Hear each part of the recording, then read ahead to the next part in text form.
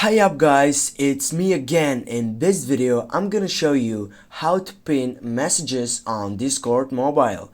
Firstly, launch the application and then just go on your left side by selecting the first setting option and then go select a chat or a channel. Maybe you wanna select a chat from a server on your screen side, and for example we'll go with this channel and this chat section. Now how do I pin a message on this side? Is just, for example, I will go pin my message that I have sent in this channel.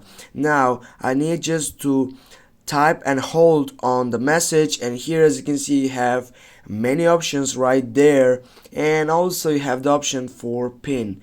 Just click on pin and they are asking you that are you sure you want to pin this message. This is a permission that is related and escalated from the Discord supporting team. You need to go for pin with a blue light and the message has been pinned.